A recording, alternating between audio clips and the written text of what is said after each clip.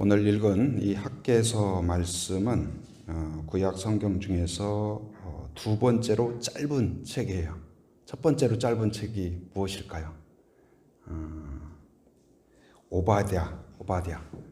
오늘 이 학개가 몇 장까지 있어요? 2장 있죠. 그럼 오바댜는 몇 장일 것 같아요? 1장. 그래서 매우 짧은 그런 책 중에 하나입니다. 근데 이제 이 학개에서는 누가 썼냐? 이제 학개 선지자가 썼다 이렇게 이제 보고 있습니다. 그런데 이 학개 선지자는 이제 어떤 사람이냐면 그 바벨론 그 포로로 70년 동안 그 유대 민족이 잡혀갔잖아요. 근데 그 포로 생활을 했고 그리고 포로에서 귀환한 그런 사람 중에 한 사람이에요. 그리고 이제 같은 시대에 사역했던 사람이 이렇게 스가랴라든지 같이 또 사역했던 선지자 중에 한 명입니다. 그래서 그 선지자라는 것은 이제 하나님이 세우는 거죠.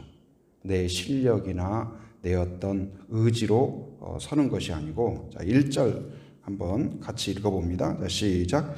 다리오 왕 제2년 6째 달 곧 그 달 초하루에 여호와의 말씀이 선지자 학개로 말미암아 스알데의 아들 유다 총독 스룹바벨과 여우사닥의 아들 대제사장 여호수아에게 임하니라. 이르시되. 선지자는 어떤 사람이냐? 바로 거기 1절에 보면 학개로 말미암아 그랬죠. 말미암아. 그러니까 말미암아라는 것은 이제 수단을 말해요. 그러니까 통하여 이 말미암아. 그러니까 이 선지자라는 것은 자기의 학설이나 자기의 이야기를 설파하는 것이 아니죠. 자기가 연구해서 논문을 발표하는 사람이 아니에요. 선지자는 어떤 사람일까요? 이 잘못된 사람들이 있죠. 자기가 어떤 교리를 만들어 가지고 자기를 교주화하는 사람들이 있어요. 사이비라든지 이단이라든지. 근데 선지자는, 바른 선지자는 어떤 사람이에요? 거기 있었던 것처럼 말미암아 하나님이 사용하는 도구가 되는 거예요. 하나님의 말씀이 지나가는 통로가 되는 것. 이게 바로 바른 선지자예요. 거기에다가 감히 하지 않는 사람, 내 생각이나 어떤 다른 사람의 생각을 넣는 것이 아니라 하나님의 뜻을 바르게 깨닫고 바르게 전파하는 것. 이것이 바로 올바른 선지자죠. 그 스위스의 전통 악기 중에 여러분 혹시 그 직접은 아니더라도 사진이나 영상에 아마 보셨을 거예요. 그 알프 호른이라고 나무로 만든 건데 길어가지고 한 3.5m 된대요. 3.5m 정도 되니까 굉장히 길죠. 가지고 저 놓고 초원에다가 놓고 여기서 이렇게 부는 그런 알프 호른. 근데 그것이 그렇게 불면은 이제 원래는 그것이 목동들이 있었대요. 목동들이 이제 초원에 풀을 먹고 있는 이 양이나 소를 이제 부를 때 우유를 짜기 위해서 부를 때 그걸 이제 뿡 불면은 이 소들이 그걸 듣고 오는 거예요. 그리고 이제 또 언제 쓰냐면 기도할 때 또 기도 시간입니다. 이걸 알릴 때 그런 용도로 쓰기도 하고 또 기도할 때 배경음악으로 이렇게 쓰기도 하고 계곡에 있을 때 위에 있는 사람하고 아래에 있는 사람하고 내려와라 지금 간다 이것을 이제 그 알포른으로 그렇게 했다는 거예요. 근데 가만히 생각해 보면 이 바람이라는 것도 그냥 지나가면 뭐 아무 모르잖아요. 그런데 거기를 통과하고 나면 그게 의미가 돼요. 근데 이 하나님의 뜻이 무엇인가를 모르잖아요. 근데 선지자를 통하게 되면은 백성들이 하나님이 이런 분이구나. 하나님의 뜻이 이런 거구나. 이런 걸 알게 되죠. 마치 알프 호른과 같이. 그러니까 거기에 바람이 통과함으로써 노래도 되고 의미도 되고 그리고 어떤 생명을 구하는 구조 신호도 되고. 이 선지자라는 것은 바로 그런 거다. 교회도 마찬가지예요. 교회도 첫째는 하나님의 음성을 잘 들어야 돼요. 그러니까 교회도 그렇고 성도도 그렇고. 그러니까 하나님의 음성을 듣고 깨닫고 묵상하고 그리고 순종하고 그리고 그것을 통과시키는 거예요. 통과시켜요. 내가 소유하고 갖고 그것이 아니라 하나님의 은혜를 깨닫고 하나님의 뜻을 깨닫고 알고 그것을 그대로 자녀에게, 이웃에게, 그리고 다른 사람들에게 나누고 간증하고 축복하고 격려하고, 그래서 이 하나님의 의미를 알게 하고 뜻을 알게 하고, 이게 선지자예요. 그래서 여러분과 저도 바로 지금 그러니까 모든 성도는 선지자적인 마음을 가져야 돼요. 선지자적인 믿음을 가져야 돼요. 교회는 바로 그런 공동체다. 그래서 내가 뭔가를 소유하고 끝나는 그런 존재가 아니라 바로 하나님을 알 뿐만 아니라 느낄 뿐만 아니라 그것을 전파하고 나를 통하여 하나님이 원하시는 것이 무엇인가를 전파하는 그러한 성도. 그게 바로 건강한 성도인 것입니다. 그런데 이제 오늘 이 선지자 이 학개를 통하여서 하나님이 지금 어떤 말씀을 하시냐, 그 배경을 좀 살펴보면 이제 BC 538년에 그 페르시아 왕 고레스가 칙령을 내려요. 칙령을 내리는데 이게 유대인이 아니에요. 그런데 칙령을 내리는데 뭐냐면은 그 유대인들이 너희 땅으로 돌아가라. 그리고 가서 성전을 지어라. 성전을 지어라. 그리고 갈 때 그냥 빈손으로 가지 말고 필요한 것들을 가지고 가라. 그러니까 상상할 수 없는 일이죠. 우리도 일제 36년을 겪었는데 예를 들어서 일본에 가 있는 뭐 여러 가지 이유로 잡혀가 있던 사람들을 돌려보내면서 일본에 있는 귀한 재료를 돌려보낸다든지 해방을 시킨다든지, 그러니까 상상할 수 없잖아요. 그런데 지금 그때 이 칙령을 내려서 그들이 귀환하도록 하는 그 중요한 목적이 무엇이냐? 가서 성전을 다시 세우고 믿음을 회복하고, 이 유대인이 아닌 왕을 통하여서 이런 칙령을 내리는 것은 무엇일까요? 그들의 어떤 투쟁을 해가지고 얻은 것이 아니라 무엇일까요? 하나님의 전적인 은혜예요. 출애굽도 전적인 은혜예요. 여러분과 제가 하나님 앞에 나오게 된 것, 그것이 바로 전적인 은혜예요. 바로 그 전적인 은혜 가운데 그들이 이제 예루살렘에 도착했습니다. 도착해 보니까 이 폐허가 된 그런 예루살렘, 폐허가 된 성전을 보면서 이제 그들이 하나님께 감사하며 이제 거기에서 성전을 지으려고 제단을 쌓고 그리고 건축을 시도했어요. 하나님이 보냈고 하나님이 함께했고 선지자가 함께했고 지도자가 함께했어요. 그러면 일이 일사천리로 잘 돼야 돼요. 논리적으로 보면 맞잖아요. 그런데 꼭 그렇지가 않아요. 꼭 그렇지가 않아요. 저도 선교사로 나갔지만 하나님이 저에게 선교사로 부르셨고 교회가 축복했고 많은 사람들이 기도했고 그리고 선교지에 갔으면 모든 것이 여호와 이레로 다 준비되어 있고 일사천리로 사람들이 막 복음을 듣고자 하고 영적인 운동이 일어나고 그래야 될 거 아니에요? 그러나 많은 경우에는 선교사들이 이 파송되었을 때 그 현지에서 참 말할 수 없는 고난과 어려움을 겪습니다. 근데 오늘 그래서 우리는 꼭 항상 우리가 믿음으로 가는 길이라고 할 때 모든 것이 순탄하지 않을 수도 있다. 그걸 알아야 돼요. 왜 그럴까요? 반대 세력이 있어요. 반대 세력이.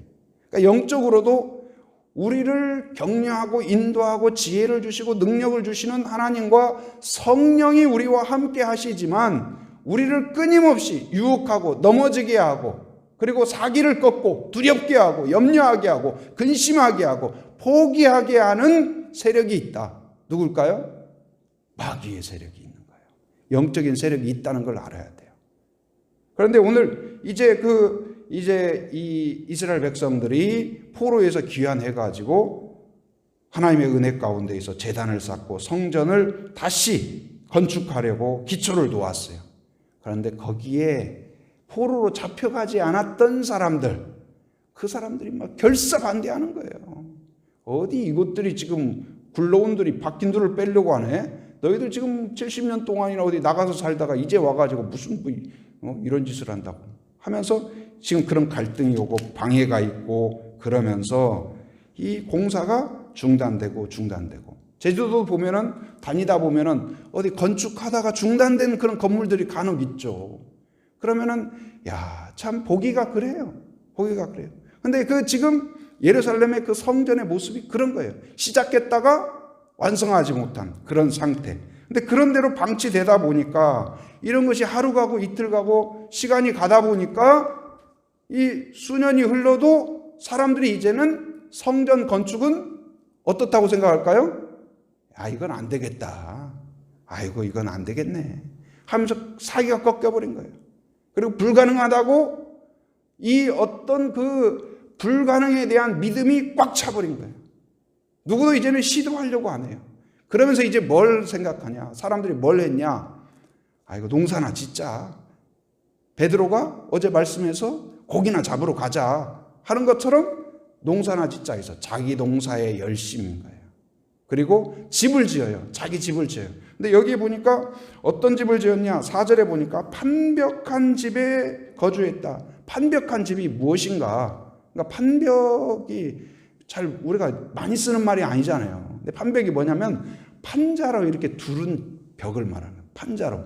그러니까 판자로 둘렀다는 건 뭐예요? 쉽게 설명하면 우리 그 제주도 같은 경우도 집에 보면 어느 집들 가보면은 이 삼나무 같은 걸로 온 방을 다 해놓은 집 방들이 있잖아요. 그러니까 마치 그런 것처럼 그러니까 인테리어가 아주 끝내주는 집이에요. 굉장히 예쁘게 언덕 위에 하얀 집처럼 그런 집이에요. 그리고는 서로 자랑하고 와 대단하다 훌륭하다 하면서 지금 그런 분위기예요. 그때에 지금 이 학개가 지금 이야기하는 거예요. 학개를 통하여서 하나님이 말씀하신 내용이 이 학개서고 오늘 본문이 그러한 상황 가운데 이야기하는 거예요. 지금 4절에서 뭐라고 이야기합니까? 하나님께서 학개를 통하여서 하는 이야기가 이 성전이 황폐하였거늘 너희가 이때에 완벽한 집에 거주하는 것이 옳으냐? 사람에게는 집이 필요하죠. 의식주 기본적인 거 아니에요? 필요하죠. 그러나 우선순위가 있어요. 믿음의 사람은 우선순위가 있어요. 그러니까 먼저 그의 나라와 의를 구하는 사람. 이게 바로 바른 신앙입니다. 어떤 상황에서도 하나님을 의지하고 하나님을 우선하고 하나님을 먼저 기억하고 그들이 고레스 칙령에 의하여서 해방된 의미를 먼저 생각해야 된다. 성전을 짓고 성전을 짓는다는 건 뭐예요? 단지 건물을 짓는다는 말이 아니에요. 하나님과 관계와 교제를 회복하는 거예요. 그러니까 우리의 모든 삶 가운데에서 우선순위가 있어요. 믿는 사람은 밥 안 먹습니까? 잠 안 잡니까? 다 밥 먹어야 되죠. 차도 필요하죠. 집도 필요해요. 그러나 우리의 모든 사고에 있어서 중요한 건 뭘까요? 우선순위예요. 우선순위. 신앙은 무엇일까요? 우선순위예요. 우선순위. 믿음은 무엇일까요? 우선순위예요. 먼저 하나님을 생각하는 거예요. 하나님이 어떻게 생각하실까? 하나님이 무엇을 원하실까? 하나님이 무엇을 기대하실까? 나를 통하여서 무엇을 행하기 원하실까? 이 지금 코로나 위기 가운데에서도 우리는 늘 그걸 생각해야 돼요. 내 건, 내가 필요한 것, 내가 원하는 것, 나를 우선하기보다도 나를 통하여서 바로 무슨 바람이 지나가기를 원하는가. 아까 알포론처럼 그래서 신호가 되고 구조 신호가 되기도 하고 그리고 소들을 부르기도 하고 기도 시간을 알리기도 하고 그런 바로 새로운 의미, 새로운 가치가 되는 거예요.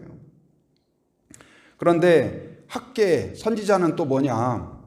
지금 분위기가 그런 분위기 가운데 학개가 지금 이런 말 지적하는 거잖아요. 옳지 않다. 돌이켜라. 유턴해라. 여러분 이런 말 듣는 것이 좋을까요? 지금 한참 막 멋진 인테리어 해가지고 집들이 하고 초대했는데 거기 가가지고 이런 말 해봐요. 완전히 분위기 깨는 거죠. 그런데 선지자는 무엇일까요? 바로 하나님의 말씀을 하나님의 때에 선포하는 사람. 이게 바로 올바른 선지자죠. 이것은 굉장히 용기가 필요합니다. 담대함이 필요합니다. 그런데 학개가 이 말씀을 선포했죠. 선포했어요. 믿음으로 선포했습니다. 곧 이제 선지자는 믿음으로 선포하는 사람인데 결과는 누구에게 맡겨요? 하나님께 맡기고 그가 믿음으로 선포했는데 결국 어떤 은혜가 임하였을까요? 13절 한번 보겠습니다. 13절 같이 시작. 그때에 여호와의 사자 학개가 여호와의 위임을 받아 백성에게 말하여 이르되 여호와가 말하노니 내가 너희와 함께 하노라. 내가 너희와 어떻게 하신다? 함께 하노라. 네, 여기서 내가가 누굴까요? 학개가 아니에요. 누구예요? 하나님이 함께 하노라. 그러므로 용기를 내라. 곧 이제 믿음으로 선포하고 믿음으로 받아들이는 사람들에게는 가장 큰 복이 있어요. 무슨 복일까요? 임마누엘의 복이 있는 줄 믿습니다. 여러분, 우리에게 주어진 최고의 복은 어떤 기도 응답 정도가 아니에요. 여러분의 소원이 성취되는 것 그 정도가 아니에요. 능력의 근원이신 하나님이 함께하는 것, 그것이 최고의 복인 줄 믿습니다. 오늘 우리한테 하나님이 명령할 때에는 그 명령의 뒷면에 약속이 있어요. 무슨 약속이에요? 임마누엘의 약속이 있다는 걸 믿으시기 바랍니다. 그래서 성경을 읽을 때에 우리는 할 수 없어요. 우리는 당연하죠. 할 수 없습니다. 제가 어떻게 해요? 제가 어떻게 가능해요? 학계에게도 마찬가지예요. 하나님 지금 이 분위기에서 그렇게 말하면 사람들이 다 싫어할 텐데요. 그런데 그 뒷면에는 뭐가 있어요? 내가 너와 함께한다. 예수님이 어제 베드로를 다시 초청할 때에도 주님 제가 실패했었잖아요. 제가 부인했었잖아요. 제가 어떻게 해요? 그런 마음이 있지 않을까요? 그런데 주님의 그 초청 안에는 뭐가 있어요? 내가 너희와 함께하리라. 오늘 여러분과 저에게도 명령을 주실 뿐만 아니라 명령 뒤에 약속이 있어요. 내가 너와 함께하리라. 오늘 또 그 믿음을 갖기를 바랍니다. 그리고 이제 14절에 보면 또 무슨 약속이 있냐? 거기에 그 모든 백성의 마음을 감동시키네. 누가요? 성령께서 감동시켜요. 지혜의 영이 능력으로 우리를 감동합니다. 용기를 주십니다. 지혜를 주십니다. 한마음이 되게 합니다. 담대하게 합니다. 누가요? 성령께서. 곧 이제 하나님의 임마누엘과 성령의 인도함으로 우리를 이끄신다는 사실을 기억하기 바랍니다.